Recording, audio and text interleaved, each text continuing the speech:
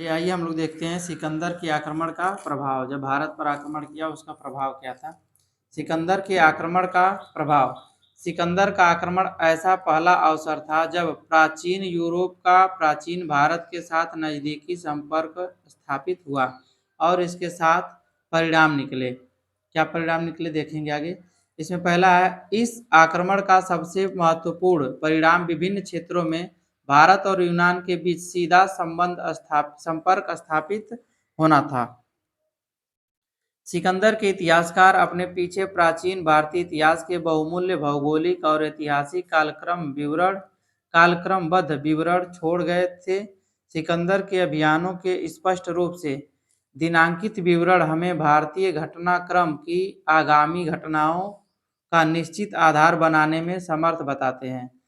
इन यात्रा वृत्तांतों में दी गई महत्वपूर्ण सामाजिक आर्थिक जानकारियां हमें विभिन्न प्राचीन सामाजिक प्रथाओं को जानने और समझने में सहायता करती हैं, जैसे कि स्वायत्त नगर, संभवतः गण संघ, सती प्रथा, गरीब माता पिता द्वारा लड़कियों को बाजार में बेचना, उत्तर पश्चिम भारत के उत्तम नस्ल के बैल।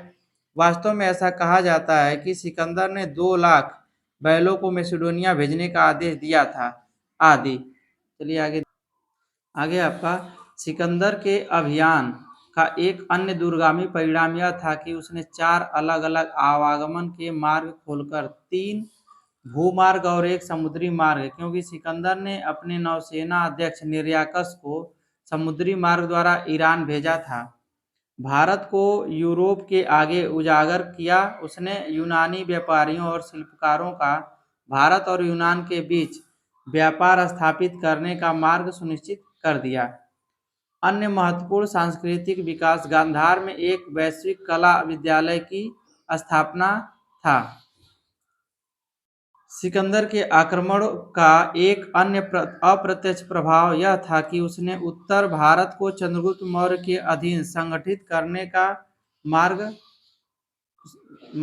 पक्का कर दिया, क्योंकि सिकंदर द्वारा उत्तर पश्चिम के छोटे राज्यों और रियासतों की तबाही ने मौर्य साम्राज्य को न केवल सुगम विस्तार में मदद की, बल्कि मौर्यों को इस बात पर यकीन करने का भी प्रोत्साहन दिया कि उत्तर पश्चिम सीमा क्षेत्र पर कब्जा करना संभव है और यह योजना हाथ में लेने लायक है।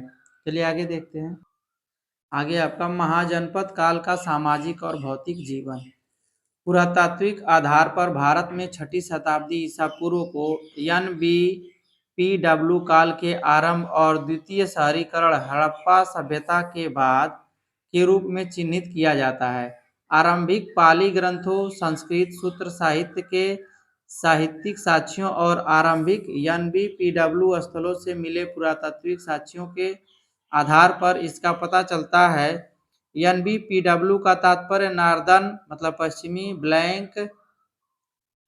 नॉर्दर्न मतलब उत्तरी आपका होता है, उत्तरी ब्लैक पॉलिश्ड वेयर, उत्तरी काले पॉलिश किए गए बर्तन हैं जो चिकने और चमकदार मिट्टी के बर्तन थे, जिन्हें बहुत महीन बनावट से बनाया गया था और संभवतः उनका प्रयोग समृद्ध लोगों द्वारा खाने की मेज पर प्रयुक्त होने वाले बर्तनों के तौर पर किया जाता था। यह जानना रोचक है कि NBPW हमेशा काले नहीं होते थे, क्योंकि यह अलग रंगों से भी मिले हैं।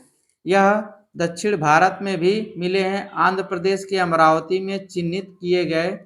हालांकि उत्तर भारत के उत्खनन स्थलों में इनकी सघनता है और जरूरी नहीं कि यह हमेशा पॉलिश किए हुए हों। हालांकि यह अच्छी तरह आग पर पके हुए चाक निर्मित शानदार मिट्टी के बर्तन हैं जिनकी सतह चिकनी है। NBPW ज्यादातर रंगे हुए नहीं होते, लेकिन डिजाइनों के कुछ उदाहरण मिलते हैं। इनमें लहरदार पंक्तियां, गाढ़े और एक दूसरे को काटते हुए वृत्त, पट्टियां, बिंदु आदि शामिल हैं, जिन्हें पीले और हल्के सिंदूरी रंग से रंगा गया था। चलिए दिखा देते हैं आपको। ये आप देख रहे हैं, ये NBPW मिट्टी के बर्तनों का चित्र है जो खुदाई में मिला हुआ था। तो चलिए आज इतना रहने देते हैं। कल हम लोग महाजनपद काल का सामाजिक और भौतिक जीवन देखेंगे। धन्यवाद।